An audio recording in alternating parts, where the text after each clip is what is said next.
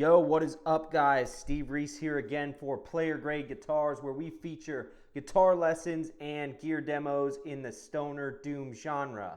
So if that's your thing, please like this video and subscribe to this channel for more weekly content. In this video, we are going to break down Sleep's classic Holy Mountain. This song is in the key of C minor.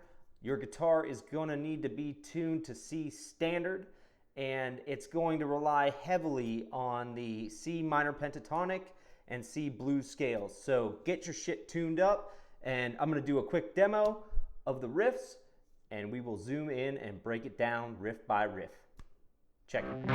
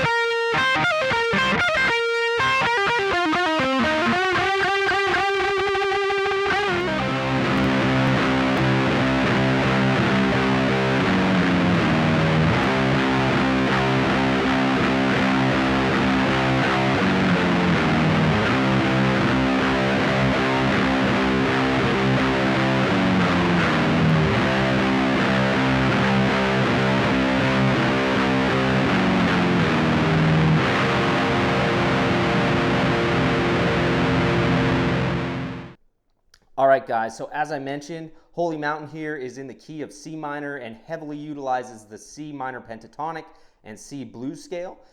Playing that scale just along the sixth string here, we get the open root note, the minor third, the perfect fourth, the flatted fifth, the fifth, the flat seventh, back to the root. in your traditional box shape, up at the 12th fret, that would look like this.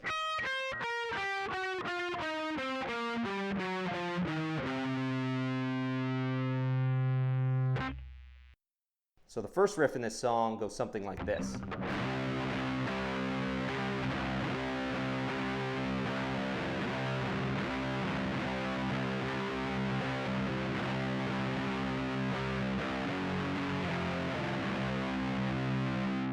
So as you can see, I'm using power chords rooted on the 5th string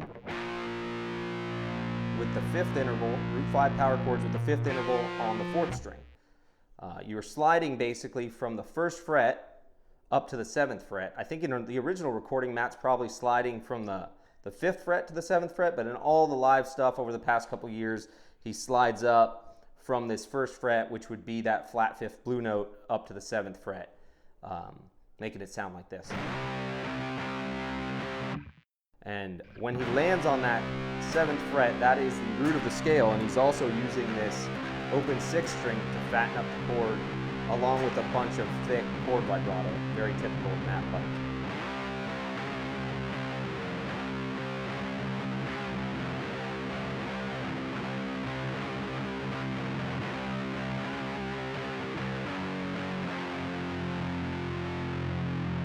So note that rhythm is very important.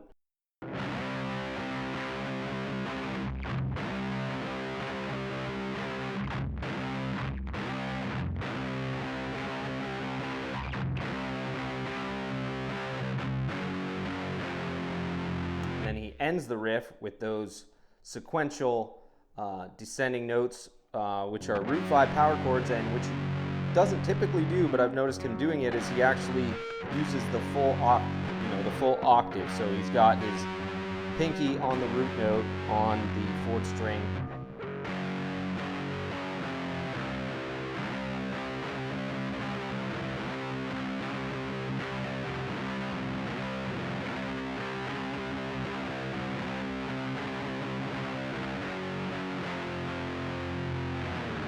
One more time in full.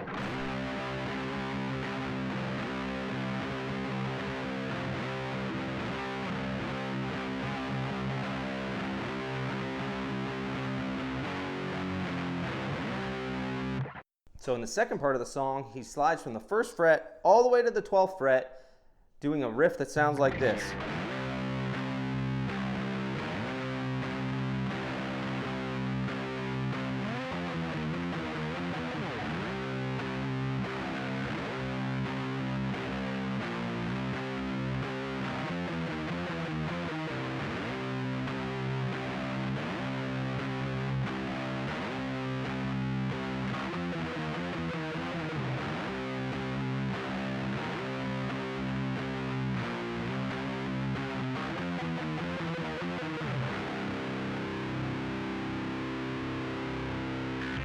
So you'll notice the way this riff goes, there's a lot of small variations watching him play it live, but it's basically slide, 1, 2, slide, 1, 2. He does a lot of this open, 1, 2. And then the second time through it,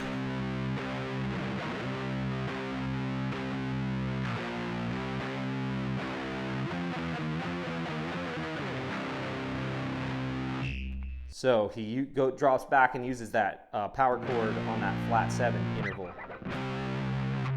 You'll also notice in this riff, this is the one sort of departure from the blues scale where he uses this interval right here, which is the major 3rd interval, as a kind of chromatic passing tone between the perfect 4th and the minor 3rd.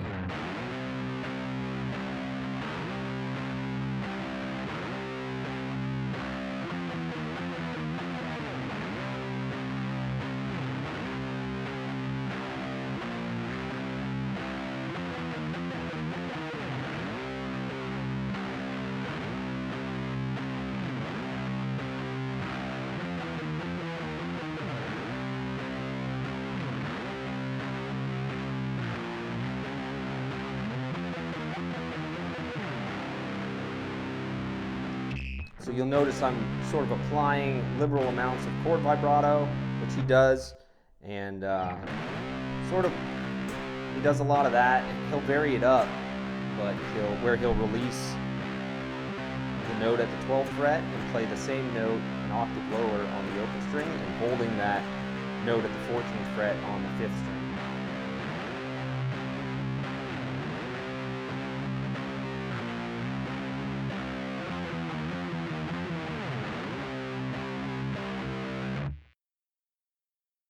So one last time here in full. And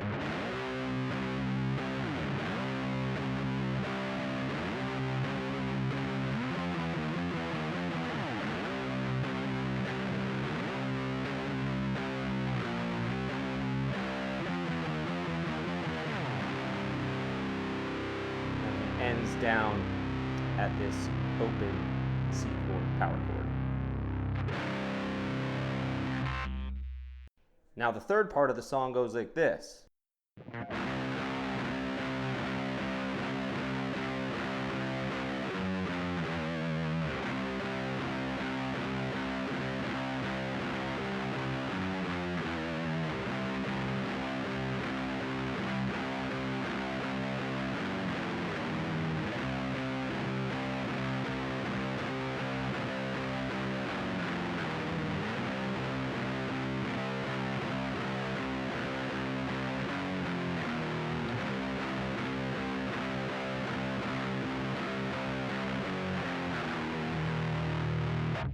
So I think in the original recording, he's not doing any of those chords, and he's just doing them.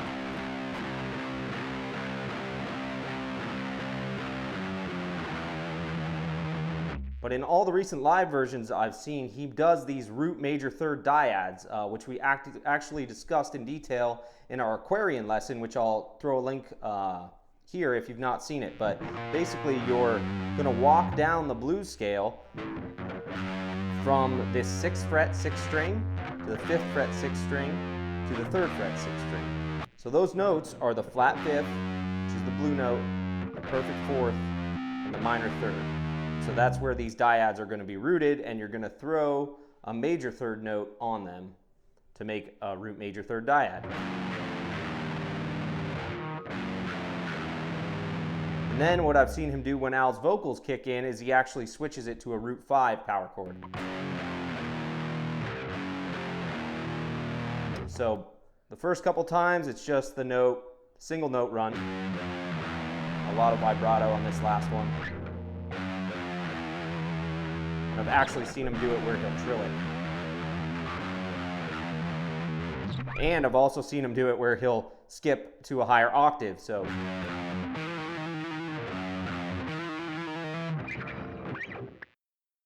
and so those are the main parts. Like I said, he'll do the single notes for a couple times, then he'll do the root major 3rd, triads, then when Al starts singing, he'll switch to the root 5 power chords. And then of course there's just getting the rhythm down to the main section, which is using that 5th fret, 5th fret, 5th string, 7th fret, 5th string. And still using that open note. So this is making an octave.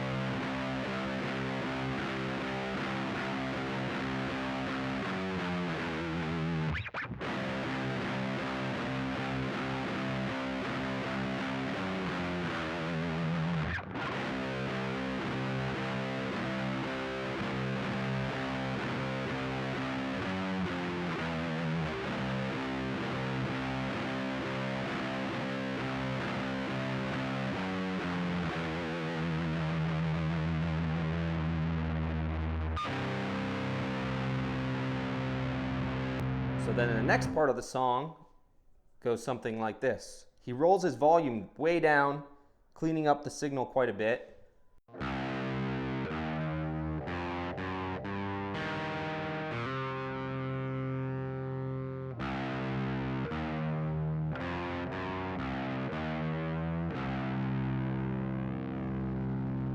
So this is all using that blues box in the open position.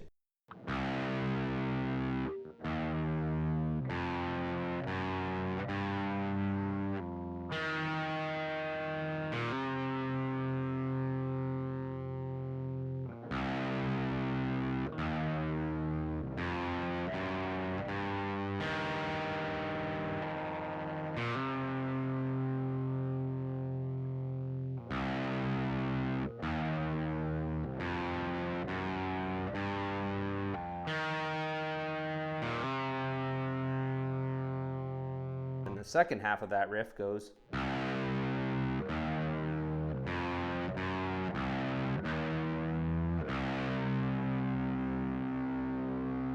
Sort of bending that minor third up, just hinting at the major third. Typical kind of blues move.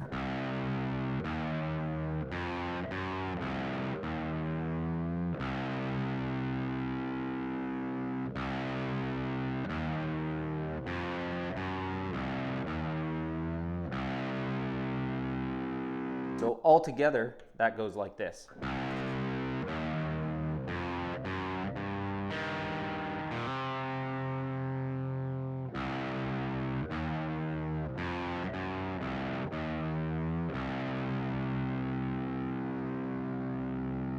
Run through that, and then in order to come into the heavier part, he rolls the volume back up,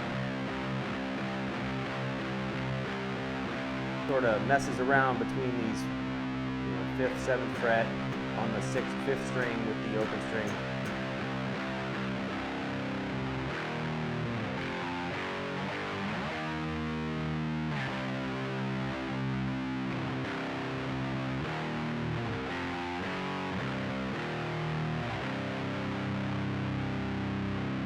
So playing the exact same sequence of notes, this time using power chords and making use of the same note we were using before, except we're playing it on the 5th, 4th, and 5th strings with a power chord here up at the 10th fret. So.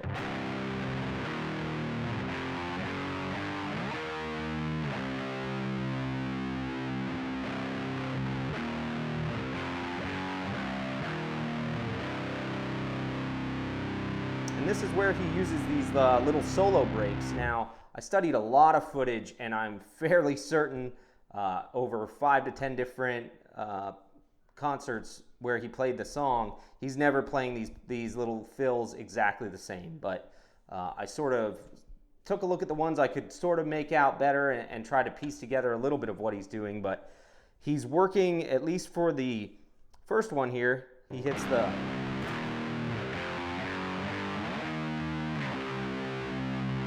and runs through this pattern in the C minor blues box.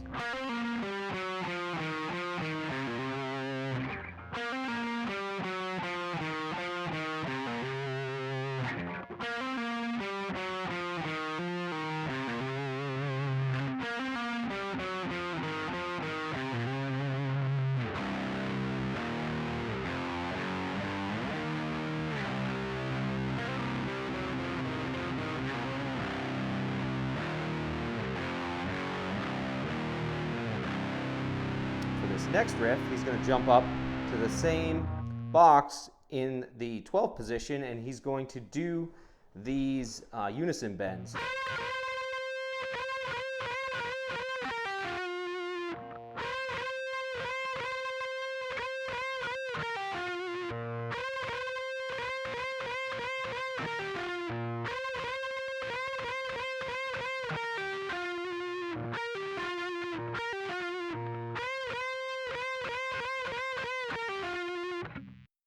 Then back to this.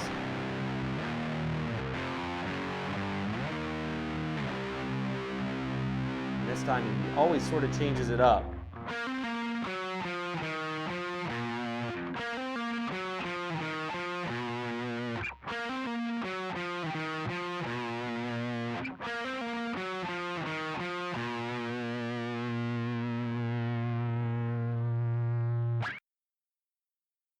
And then from there,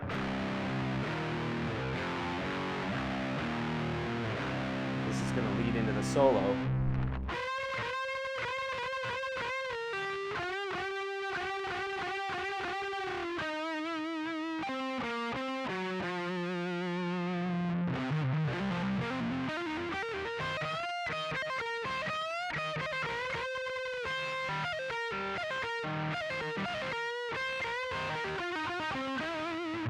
And so the important thing here is not what I'm playing, because like I said, he changes it up a lot. It's just the positions he's using. He's using this blues scale that goes like...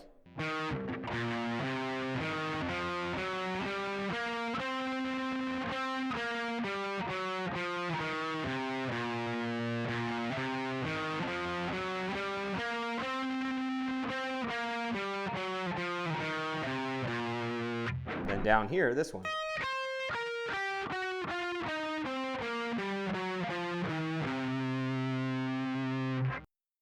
And you saw me using this note down here for these little.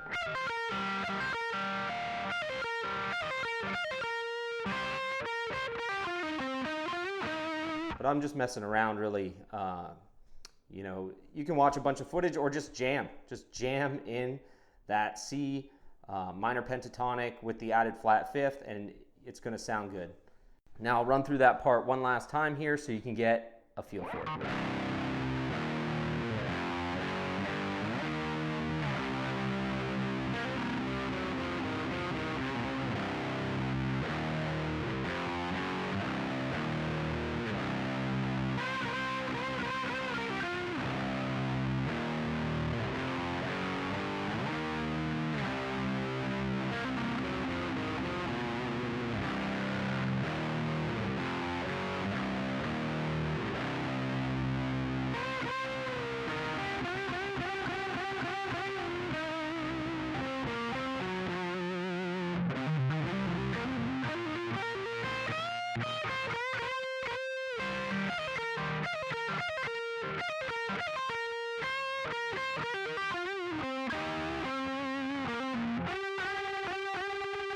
All right, so now there's just one last thing I want to talk about, and that's how they end the song.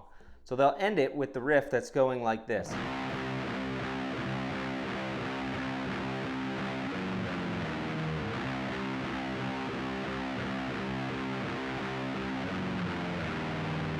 Then to end the song, he releases and basically hits the 6th, 5th, 4th, and 3rd strings just open. It just sounds really cool. I just wanted to mention it, so.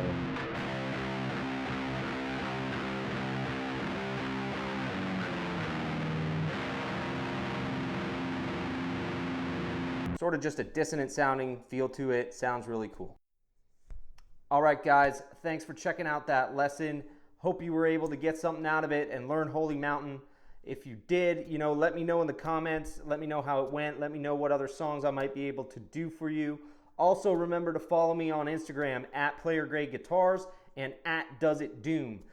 Does It Doom is a site where you can tag your own videos and rig demos and song demos, whether they be covers or your riffs or whatever.